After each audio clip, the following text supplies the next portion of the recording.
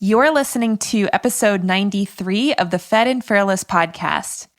On today's episode, I'm chatting with Lucia Harmeling all about how listening to and trusting your body can change your life. So stay tuned.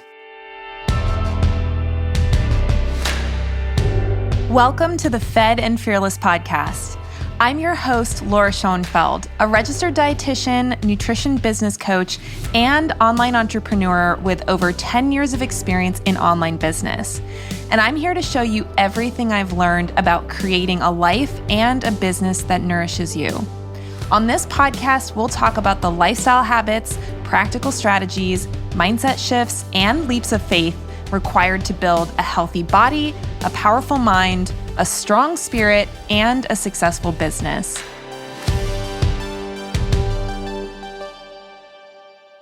Hey everyone, welcome back to the Fed and Fearless podcast. I'm Laura Schoenfeld. I'm your host as always. Super excited to have you here. And I just want to give a shout out to my regular listeners, the ones that are downloading every week.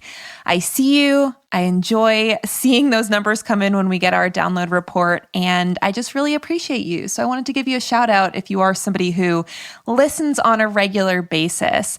And we actually have a guest today who is a regular listener of the podcast. Now, I don't know if she's going to listen to her own episode because I know sometimes that can be a little awkward, but if you're listening, Lucia, I appreciate you, and I really enjoyed our conversation for this episode. So, Lucia Harmeling is a body attunement dietitian, author, yoga instructor, and women's empowerment coach. She worked in the Houston Medical Center as a clinical dietitian for 7 years, dedicating her last 3 to oncology nutrition. She's now the founder and owner of Savorli, whose mission it is to help women ditch dieting, self-hatred, and self-limiting beliefs. She stands for body diversity, holistic health, and living a passionate life. And Lucia and I were going to primarily talk about body image and intuitive eating and all of that stuff, but we kind of went off on a little bit of a tangent around some of the things that has helped Lucia be successful with her business and with writing a book and doing all the things that she's doing to lead a purpose-driven life. And she actually uses intuitive practices to be able to take big leaps of faith with her business. And you guys know me, I love helping women succeed in anything they want to do with their life, let alone starting and growing a business. And we just went off on a little bit of a conversation around how to really overcome fear and use your intuition to go for things that maybe would seem a little bit out of your comfort zone and the things that you want to achieve, whether you're an entrepreneur or not. So I had a really great time chatting with Lucia. I love that she's using her past experience with an eating disorder and intuitive eating education and practice to really apply that to the way that she approaches her business. And I think whether or not you're an entrepreneur, you can learn a lot from this conversation. So I enjoyed our chat. I think you will too. And without further ado, here is Lucia Harmeling. All right, everybody. Well, I am so excited to have with me on the show today, Lucia Harmeling. Welcome to the Fed and Fearless podcast, Lucia. Oh, thank you for having me. I'm so excited to be here. I know I saw you posted this sweet little Instagram story about coming on. I was like, oh, it's so nice to know when people are super excited about coming on because it's, I feel like a lot of times our guests aren't necessarily listeners of the show. So it sounds like you're an actual listener, which is amazing. Yeah, I love your podcast. I feel like I've been listening to it for at least a year, if not longer. That's awesome. Well, yeah. I'm glad to hear that. And hopefully you're getting value from some of the transitional content too, since we're talking more about entrepreneurship these days. But also we still like to talk about body image and, intuition and all of that fun stuff. So I'm really glad that you can come on and talk about a topic that's so relevant to the original focus of the show. So for those in the audience that don't know you and, obviously are going to be super pumped to get to know you, if you could just take a minute to tell us your story and about how you became passionate about the connection between intuitive eating and intuitive living. Absolutely. So as a dietitian, well, let me back up. Starting off in high school, I developed an eating disorder and had an eating disorder for over 10 years, even into my years as a dietitian. And it wasn't until I found intuitive eating that when I read that book, it was like the first nutrition book that really resonated with my soul. I was like, this just totally makes sense. And it's funny because we both have nutrition degrees. And so it's like you learn so much in undergrad. And then I also have a master's. And so it's like, it was crazy to think that this book could have just shifted everything for me. So it started to make me really curious about how I was actually listening to my body and what intuition really meant.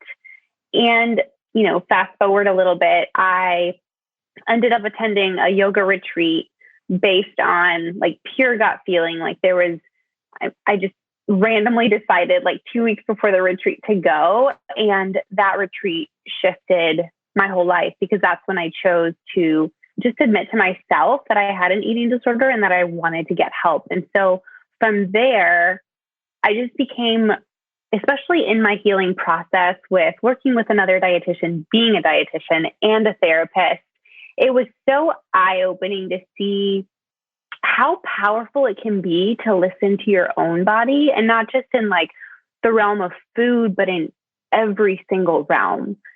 And so that, I started to see the connection between trusting my body in eating and trusting my body in making any and all life decisions, like business decisions, relationship decisions, all the things. So that's awesome.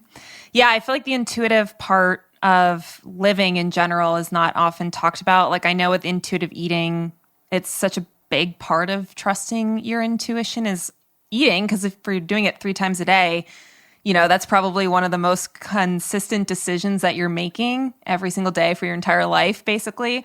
But I definitely agree that it goes way beyond eating, because I know that I see this in a lot of my business coaching clients that they want to be told what to do. And I totally get it, because it's like very tempting to just be like, please just tell me. It's kind of like when clients ask for a meal plan, right? It's like, just tell me what to eat. And most of us know that just telling someone, here's your meal plan, eat this, is not actually really empowering them to either learn how to feed themselves or really to tap into that intuitive place.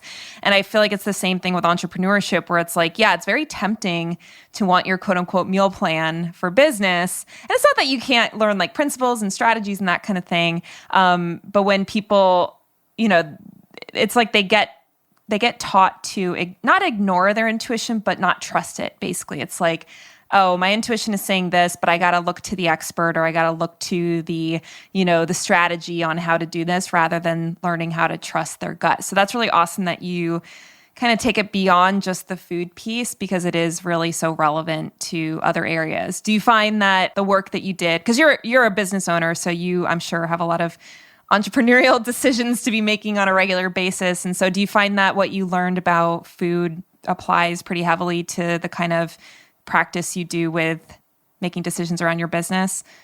Oh, absolutely. Even in just deciding to start a business, right? Like that's, I feel like, the scariest decision, because I left a really stable job and everything that logically made sense didn't make sense in my body.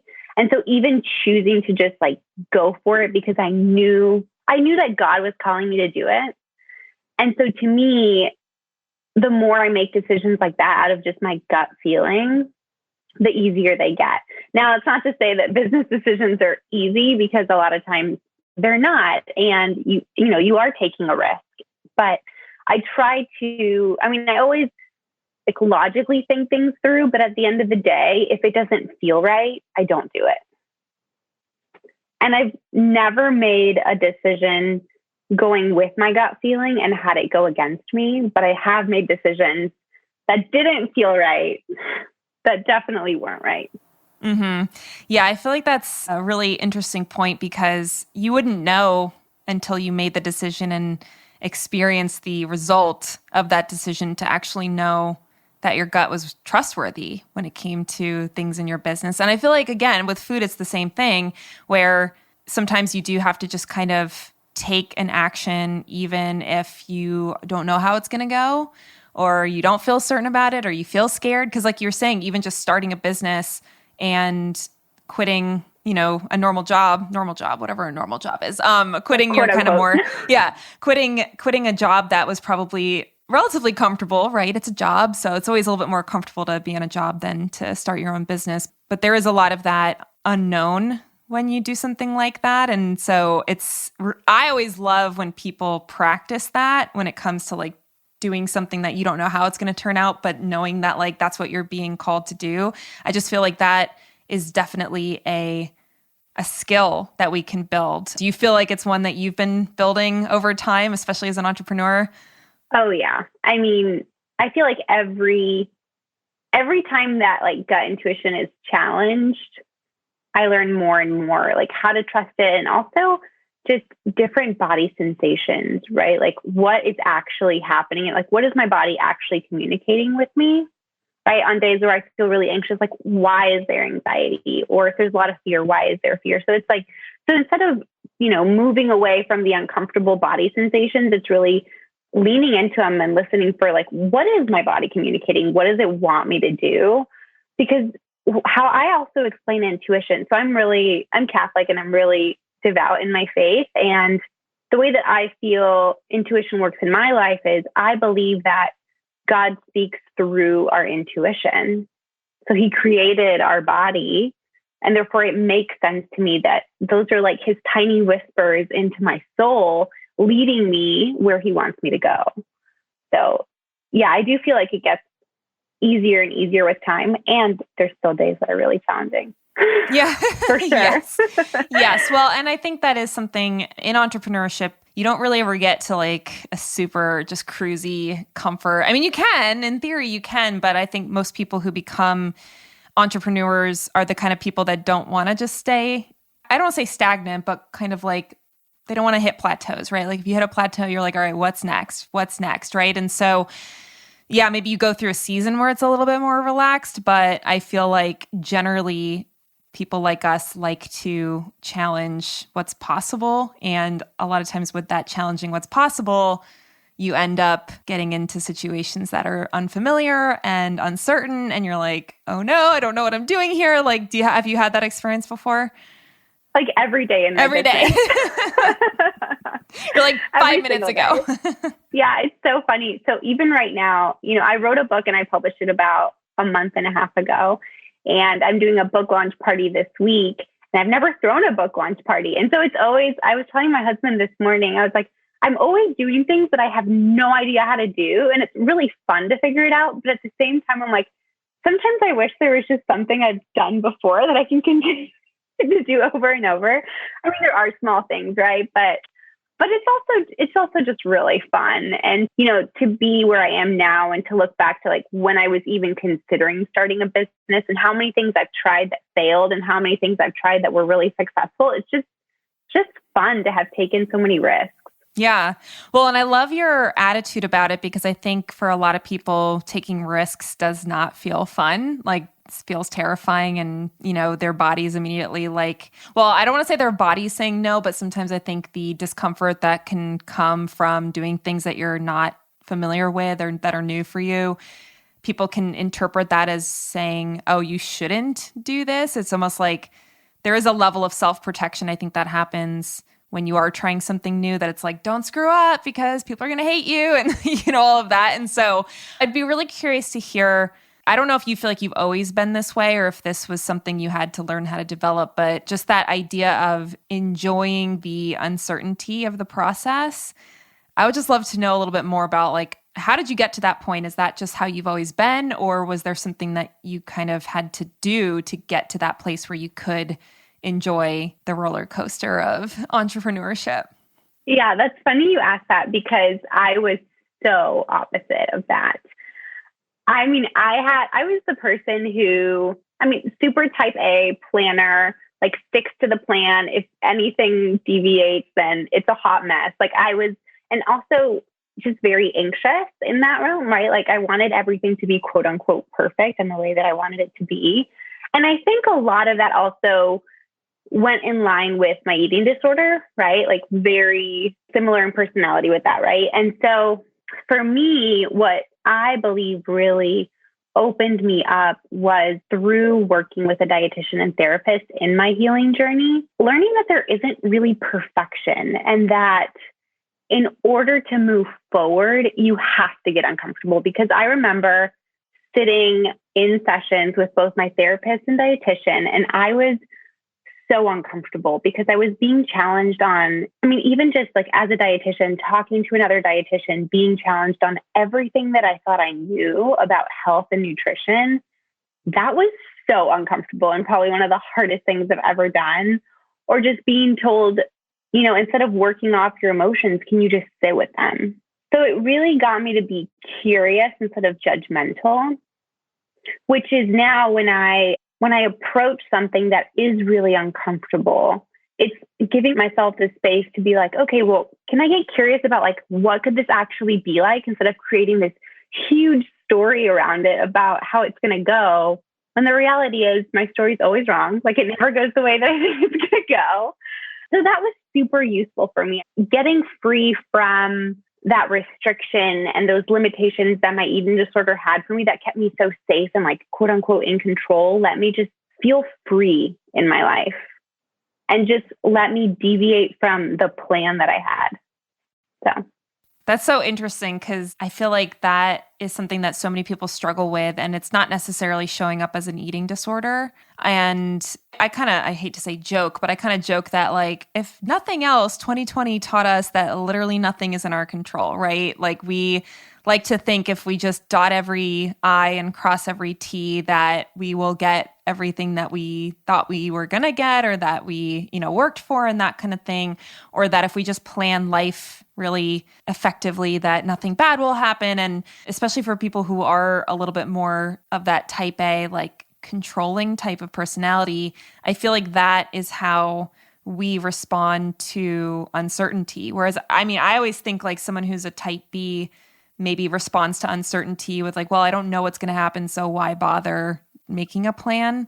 Whereas I feel like type A's respond as like, well, I don't know what's going to happen, so I better be as planned out as possible so I can deal with any sort of issues that come up. So I'm curious, when you were going through the eating disorder recovery, was there any moment where you were like, I don't want to do this anymore? Like, did you ever have that moment where you're like, this isn't worth it? The discomfort, the pain that I'm experiencing going through this change isn't worth it?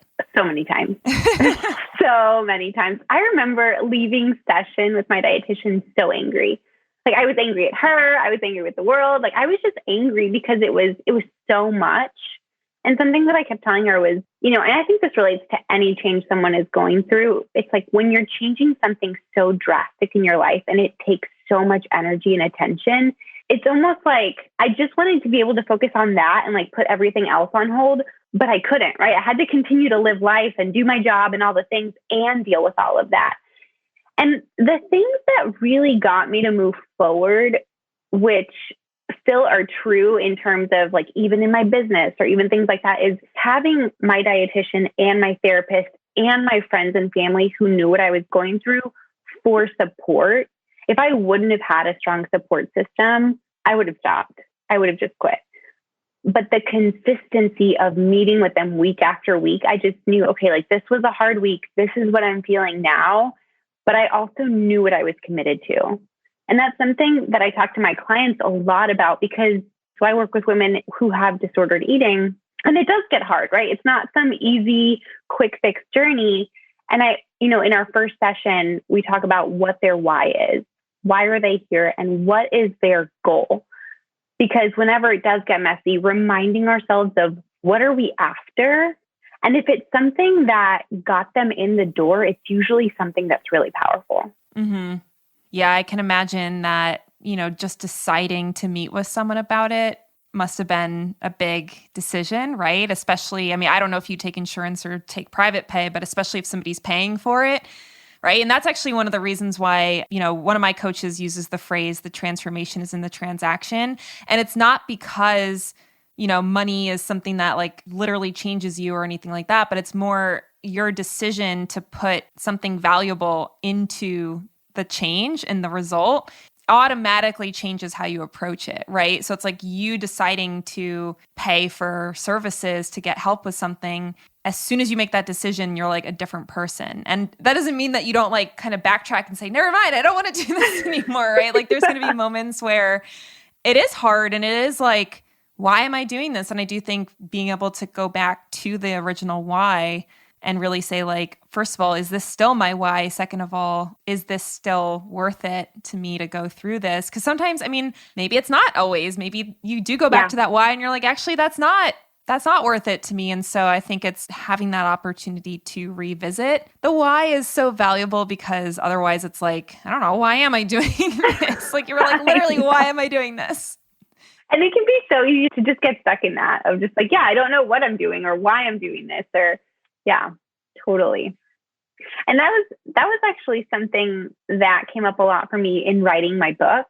So my book is my whole story, even from starting off as a young girl going through puberty and having body changes, and then what it was like to develop an eating disorder, and then to finally choose healing and the healing process. So it really like coming full circle to where I am now. And there were so many times in the writing process where I was like, I'm done. Like, I don't think I want to write this anymore. I don't, and my editor, she was so awesome. She would always say, well, why are you doing this? And the whole reason I decided to write my story and share my book is because I knew that all of the books and all the resources that I had during my healing journey got me to move forward. It's almost like I knew that there were women waiting for me to publish this book. And so me saying no was taking away their possibility to either heal or to see something new in their healing or to keep them moving forward. So that to me was like strong enough of a pull to be like, okay, Lucia, get over your stuff. Keep going. Mm-hmm. I would love to hear a little bit more about what inspired you to write the book, or what made you decide that a book was the way that you wanted to share that message. So about maybe a year and a half ago, 2 years ago, I knew I wanted to write a book. I had no idea it was going to be my story. So something in me, when we talk about intuition and gut feeling, something in me was like, you're going to write a book one day and you're going to be on stage talking about it. And I just knew that, right? And I did this course with Light Year Leadership, which is all about getting really clear on your vision and goals for your life. And I did that last year. And one of my goals I wrote down was my first book will be published by April of 2021. Wrote that down, forgot about it. And then coincidentally, one of my friends who's an editor has this course, which basically you write your book in 90 days. And right around the time where I was like, you know what, I feel like I should start like looking into this writing process, that came up. And it was just meant to be. And so I decided to do it and started. And I told her when I signed up for it, I was like, look, I want to write a book and I have no idea what it's actually about. I just know I'm meant to write a book. She's like, that's perfect. Most authors have no idea until they start. So I started writing, and in doing several writing prompts that she had me do, I realized I started writing my story, which was initially really weird because I was like, am I ready to share a very raw and vulnerable story? And at the same time, it brought up a lot, right? Because the way that I write my book is, I don't really hold back. Like, it's very real. And so writing the book brought up a lot of, it was almost like reliving those situations, like those scenarios, which was actually such a cap on my healing. Like, it almost like cathartic or something. Yeah. Yes. So now that my book is out there and everything is out there, I feel so free from my story. Like, it's no longer mine. It's a story. And now I'm me, if that makes any sense.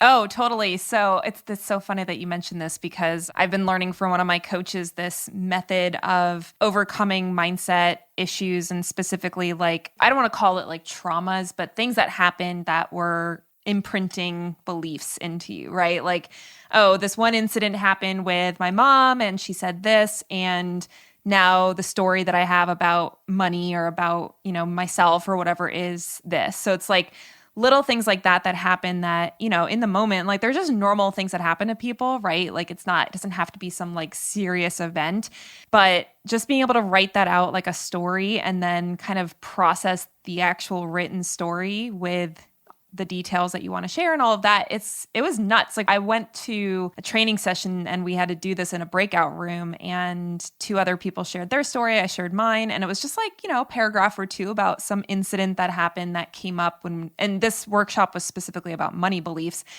And everybody was just sharing these things that they had, like a thought that they felt triggered some issues with money or a belief that was developed when they were younger. And it was nuts how some people were like crying, like not in my group, but just people were like breaking down, just sharing these little small bits of a story about something that had happened that was affecting how they were operating today. And there's something about writing it out and getting it out onto actual paper that I do actually think is super healing. And I think just sharing in general, I mean, you could share orally, right? Like obviously talking about it with somebody is very valuable too. But I do think that there's something additionally valuable about actually writing it out or typing it out or kind of like it's almost like the physical act of extracting it and putting it onto paper. And I feel like we don't do that as often as we could. I mean, I know journaling's like a huge powerful activity. And that's something I used to do a lot more regularly. And now so much of my journaling is around like business stuff. And I'm like, I really got to get back into the personal stuff, because I definitely have noticed for us and my company, the year that we've had as far as the growth we've experienced, there is stuff that is old stories that are probably showing up in current circumstances. And the only way to actually deal with it is to do that releasing process. So I find that so interesting that you had that experience where it felt like you were turning it into a story, not your story. Mm-hmm. It's almost like an energetic release, right? I'm a firm believer of like energy work, and it really is just moving energy out. And even now, when I actually, it wasn't until I really started writing my book that I could feel comfortable being in a room full of whoever it was in the room and being like, yeah, I had an eating disorder for 10 years and this is my story and this is where I am now. Whereas before it was like, oh, I'll tell like my close friends and like a few of my coworkers, you know what I mean? But it's cool how it gets you to just like go. Mm-hmm. And I feel like it's interesting. I have a group of friends at my church that like we spend a lot of time together and we're in a pretty tight-knit community. And I feel like we all are very committed to vulnerability and being open with each other and sharing. And sometimes I forget that that's not the way other people operate. And it can get me in trouble sometimes because I'm like just sharing stuff. I'm like, oh, I thought it's just how people talk, right? Like this is just what we have conversations about, and other people are like, oh my gosh, you just went way too deep. So it's just interesting to see, you almost need like one person to go first, because if you feel like everybody else is kind of keeping things to themselves, then you feel like, oh, if I share, it's going to, make me the outsider, or people are going to judge me, that kind of thing. Whereas if you get to a place where you're emotionally healed from the things that have happened and you can talk about them without feeling shame or guilt or whatever, then you might actually be the one that inspires somebody else to share what they're going through, that they might have never done it had they not seen you share it to them. And that's probably what you meant before when you were talking about getting the book out there. It's like even just having that written book and somebody reading it and somebody resonating with your story gives them the courage to talk about what they're going through with somebody, even if it's whether it's journaling or therapy or whatever, just getting it out of them and not just holding it in and kind of letting your life just be driven by that story. Yeah, I've even had clients come in who, I mean, just like we talked about, there's times in your healing journey where you get stuck or you don't want to do it anymore. And I had a client come in and she read the book, which I was also kind of weird. I was like, I wonder what my clients are going to think of this, right? Because they don't know my whole story. And she came in and she was like, I just have so much more respect for you. And I value our sessions more because I get that when you say you understand, you actually understand. And so I've seen her just take huge risks in her, in getting uncomfortable and in trying new things. And I think it's because it's kind of like you were saying, it's like whenever we hear someone else's like success story or just powerful story, it reminds us that we can be powerful too, and we can do hard things and we can get uncomfortable. And yeah. Yeah. But also, if you think about a success story, a lot of times they only really transform us when there was a low point that's shared, right? It's like the actual overcoming of something difficult that is inspiring. It's not just like, oh, everything was great. And then I did this and then I accomplished this. Like, that's not really a very inspiring story, right? So I always find it interesting that people, they think, oh, well, I can't share the stuff I've been through because people will judge me. But then there's so many times where I've been listening to somebody share about something really vulnerably. Like even last week at church, one of my friends who's a teaching pastor or whatever, like we have a couple of guys that are the pastors that will kind of rotate a little bit with the message. And he, in one of the parts of the message, actually shared kind of not like super graphic detail, but kind of graphic detail about the miscarriage that his wife had just had like 2 weeks prior. And she's one of my best friends. So like I had kind of, experienced some of her emotions and just like, and he got kind of tearful about it. And I was just like, oh my gosh, like I can't, like it's not, you don't hear those kind of stories very often coming from people that are on a stage like, in that setting. And so I just thought it was really encouraging, I guess is the best word to say. Like, I hate hearing those stories because obviously it's terrible to learn about that kind of thing, but just to know that the people that you admire and that you feel are role models and people who you respect to learn from, when they can share something like that from a place of healing, because it's not like he was like having a breakdown on the stage about it. Like he was saying that they felt that God had healed them, even though they were still sad about it for obvious reasons. Just being able to see what he went through with that experience and like a literal traumatic experience, and to see how he came out the other side, specifically through God's help. I mean, I think that is an element that isn't always part of the story, but in this specific case it was. And just being able to see like, wow, like that's what actual healing and, inspiration to press on in the face of challenges is, as opposed to this belief that we always have to just show up like polished and perfect and like everything's great and like I only share what's going on that's good. So just went off on a little bit of a tangent there, but it just reminded me of that. And it just happened last week where when he shared that, I was like, oh my gosh, I can't believe he shared that on stage. And also like, wow, he's so brave for being willing to do that and to be vulnerable in front of an audience, and to let his painful experience that he went through, to let that encourage other people that they can make it through those kind of things too. I love hearing stories like that. I just feel like that's where the power comes of showing your humanity. Like we're all so human, not some perfect being. And and I know this is like said everywhere, but when we're vulnerable and raw, that's when we connect the most with people, because everyone has their own struggles and their own challenges. And if we always appear to be perfect, no one can connect with us. So we can't really help people unless we are just real. Yeah. Or just real and vulnerable.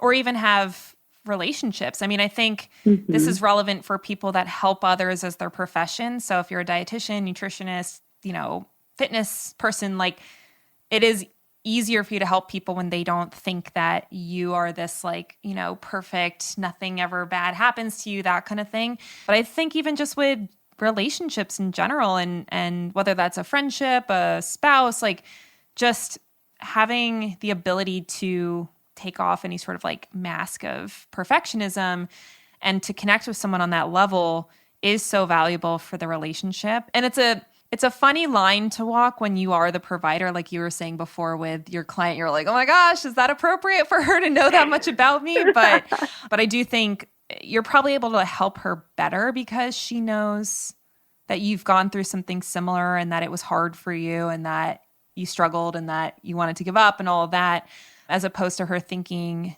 either you had never had an eating disorder or that it was like easy for you to get over it or to get through it. Mm-hmm. I think it's really important to find the line, right? Like the provider line, right? It would be really inappropriate for me to sit there and just share my whole story with her during session versus it's an outside resource that if she wants to read more on, then it's there and it's empowering for session, but it's not like the center of our session, That's what I find to be helpful. Yeah, that's one reason I love having this podcast is because I feel like it gives me an opportunity to kind of talk about sensitive subjects, things that, maybe other people aren't talking about. And, I don't have to have this conversation with somebody in a one-on-one call or a group session or something like that. But if they want to go listen to one of the episodes about how I totally bombed a program launch last year, like that is something that I do think when they know that I've been through it, it can help them feel like, oh, if my launch doesn't go well, that's okay because this happens to everybody. And I know that for me, especially working in the business coaching world now, it's like you do have to walk that line between being professional and not becoming like, I don't know, like I feel like the word is enmeshed or something like, oh, it's just this friend session where we're just venting about things that we're struggling with versus allowing the challenges that you've had to be presented in a way that can be inspirational, can be helpful, but also they don't carry that like expectation of, oh, you now need to respond to me so that I can feel better or something like that. Like I've heard the phrase, share your scars, not your scabs. So like, once something is healed, then you can share it to the world or a client or something like that because it's a lesson as opposed to, oh, I'm like literally healing from this right now and I need you to like validate my healing process. Right. It's like you're using them as a therapy session.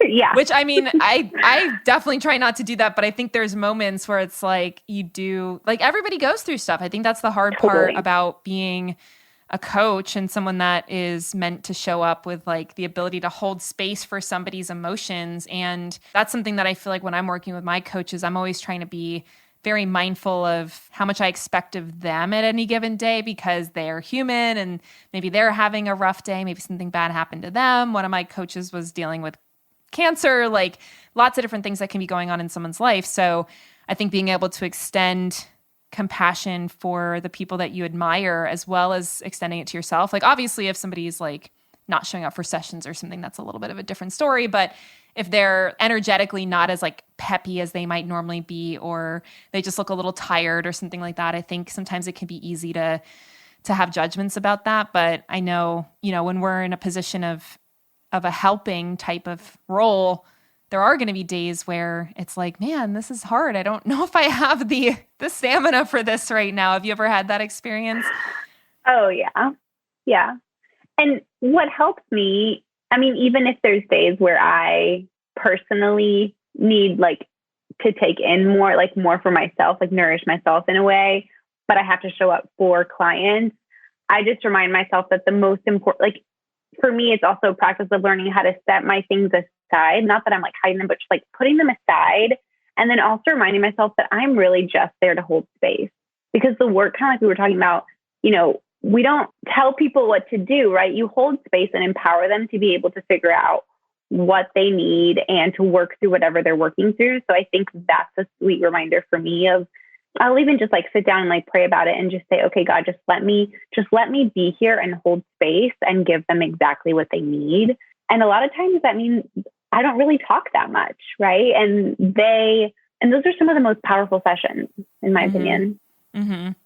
Yeah, I mean, I definitely, as someone who likes to teach and likes to give like strategies and stuff, it can be difficult for me to feel like, oh no, if I don't give them a specific action plan or something in that session, then are they going to really have found it valuable? But when I think about the experiences I've had with my coaches, so much of the value really is from feeling heard, feeling that they care about me, that, that they're there to support me, and that it's not just about like, let's check off a box of, now I did this thing. So it is a really interesting experience to have transitioned from the health consulting into business consulting, because it's like I almost have to like relearn the skills that were what I did with my health clients in the business coaching space, because it's like there's a lot of internal pressure around what I need to provide. And so I think this is something that no matter what kind of coach you are,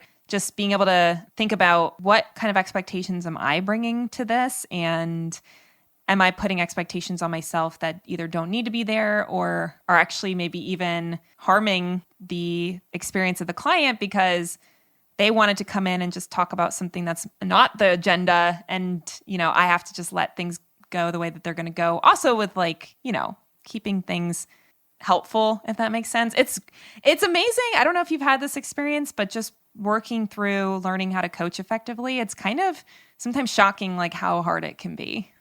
Yes, 1,000%. And I feel like with every single client that I have, I learn more. Like every single session, especially the hard sessions, especially the ones where they get up and leave and I'm like, oh my gosh, that did not go well, right?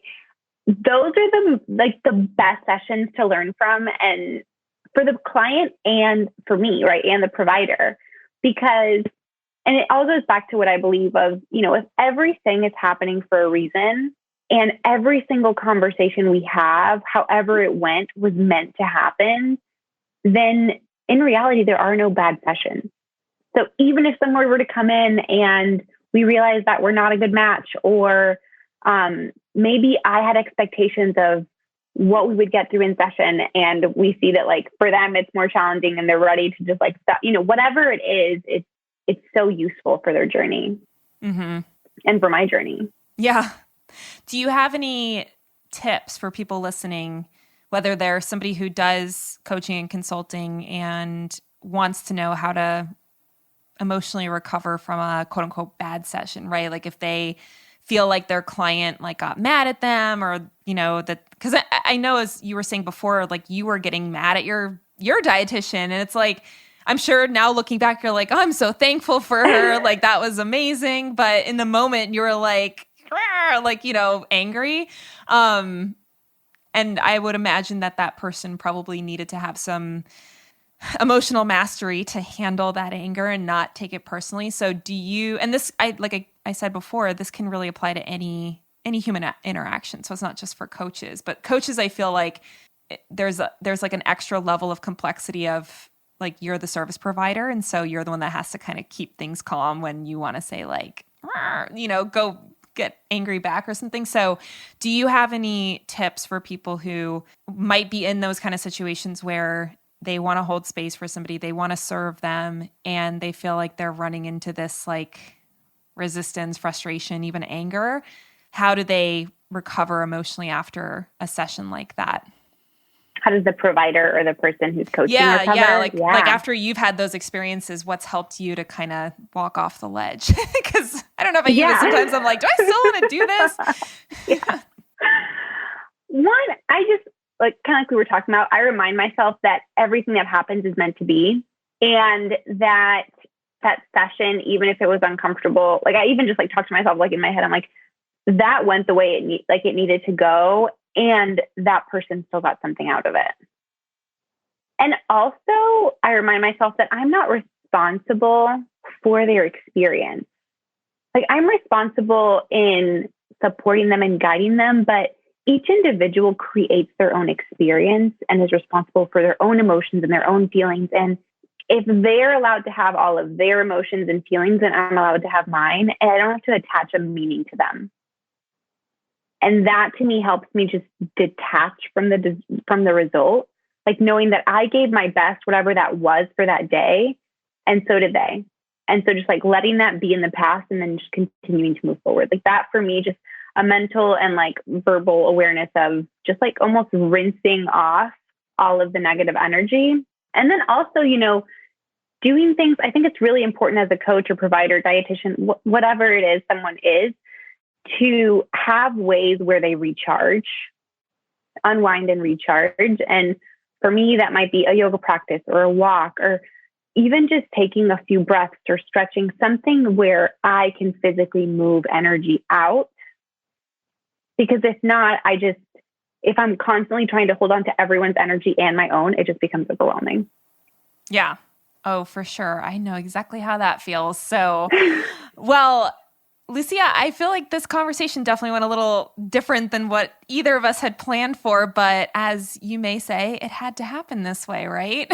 Yep, exactly. Somebody's going to get something very valuable from this conversation. Maybe it's one of us, or maybe it's a listener, but I think it's the way that I like to approach things, even with the podcast as an example, is preparing for. Like, I don't want to just show up and be like, so what do you want to talk about? I have no idea who you are. I didn't do any research about, what your topics are.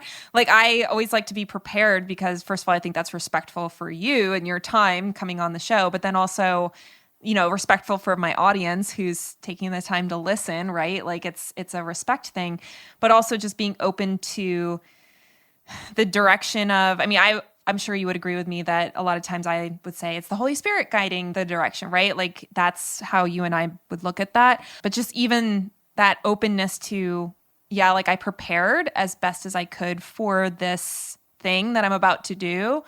And if it doesn't go exactly the way that I planned it, it's because it went the way that it needed to go. And so I feel like and this is probably me like preaching to myself about this, but it's like just being able to say, you don't go in with no plan whatsoever. Like, you plan and you prepare and all of that, but just know that whatever does happen is, I kind of think of, my husband watches The Mandalorian. Have you ever seen that? No, I haven't. I'm sorry. Oh my gosh. It's okay. It's like a Star Wars TV show. So there are some people that are super into it, but there's this one phrase that they always say that this is the way. So it's like, it's kind of a running joke with people that watch it, that when stuff happens that wasn't part of the plan, it's like, this is the way. This is the way, right? So I love that. So it's one of these things where it's like, and one of my other coaches also says it had to happen this way. So just having that mindset of like, oh, that wasn't what I expected, or maybe it's not even what I wanted. It had to happen this way. And that doesn't mean you like instantly feel like, oh yeah, I'm so happy that it went that way, but it can help kind of diffuse this belief that you screwed up, that it didn't go the way it was supposed to, that like somehow you are a failure. Because I think that is the way that a lot of people will tend to feel, especially if they're type A like us, where it's like, I wanted it to go one way and it didn't, and now I feel terrible. So anyway, I'm sure I could talk your ear off about it for a long time. Is there anything that you would like to share to bring this nebulous episode to a nice little bow to wrap that up? Well, one thing that I do want to share with listeners, and it kind of brings me to full circle, is that as soon as I finished writing my story, I found out I was pregnant, which has brought on a whole new level of intuition and listening to my body. So what I've learned through my first trimester and even my first weeks into my second trimester is learning how to have more compassion and understanding for the process, kind of like we're talking about, just like things going however they are going and loosening the grip. Now, what comes along with that, I believe, especially with pregnancy, is a lot of like body image stuff, right? Our bodies and things are just changing so much all the time really quickly. And that actually brought up a lot for me in terms of body image. And it was almost like I was going through my healing process again. And like Sounds what it fun, was bringing right? up. Yeah, super fun. And so what I have been working on creating, and it will be out by the time this podcast airs, is a mini series for first-time moms that will help them in supporting positive body image throughout their pregnancy. And really what I share are all the tools and tips that have allowed me to continue to move forward and to be in a healthy mind space and in a healthy place overall with my body and my life through this really crazy, fast, challenging time. So I'm just really excited to share that with any moms out there who need it. Amazing. Well, we will make sure to share the link to that in the show notes for this episode, which should be episode 91. And I could probably talk to you for another hour plus, Lucia, so we'll have to have you come back on the show in the future. And before we go, so if people want to connect with you in any way, and I know you have your book out, so we'll make sure to link to your book in the show notes as well. But if they want to connect with you, where should they go on the interwebs? Yeah, the best way, I'm pretty active on social media. So savorli.co is my Instagram handle. I have videos every day, and like you'll always see my raw self on there. And then also my website, you can go to www.savorli.co, which I'm sure will also be linked. And I post any events, any workshops, anything that I do will be on there. Amazing. Well, we'll make sure to have the link to your website and your book and your Body Image for New Moms course. And since you're a listener, you probably know what question is coming. And that is, what do you believe makes somebody more than a body? It's what we choose to share with the world. God's gift that he's given us, what we share, because even if our body changes, our gifts and our talents don't. Amazing. And if anything, they just get better, right? They get the so more much we better. go through, the more challenges we face, the more we're able to help other people. So it can be hard to have gratitude for the challenges when they're happening, but I think you could probably agree with me that the hard stuff you've been through is now something that you're able to help people with. Absolutely. Yep. Awesome. Well, thanks so much for your time, Lucia. And thank you to all of the listeners for hanging out with us. Hopefully you found this as valuable as I did. And we will look forward to seeing you here next week on the Fed and Fearless podcast. Take care, everybody. Bye. Thank you. Are you a nutritionist or dietitian struggling to figure out how much to charge for your programs and services? Maybe you've heard that as a nutritionist, you should just charge what you're worth. But this way of thinking can cause you to either undercharge your clients or work yourself into the ground trying to earn your worth. As a healthcare provider, you can't set up a pricing structure that forces you to sacrifice your own health and well-being in the name of your business and your clients. But I promise it doesn't have to be this way. When you download my free profit planning workbook, I'll walk you step by step through the 10-step process for determining the right pricing for your nutrition business. As a nutritionist, you have the power to completely change someone's life for the better. There's huge value in that, so it's time to stop underselling what you do. By following along with this worksheet, you can determine exactly what you need to charge to achieve your revenue goals with ease. I'll teach you everything I've learned about pricing from growing my own nutrition business to over $250,000 in revenue annually and helping other dietitian and nutrition entrepreneurs hit their first $10,000 to $30,000 months and beyond. To get your free workbook, go to lauraschoenfeld.com/profit, PROFIT, and grab your copy today, so you no longer have to wonder how to set the right rates for your incredibly valuable nutrition services. That's lauraschoenfeld.com/profit. It's time to make the money that you deserve as a nutritionist, and I can't wait to help you get there.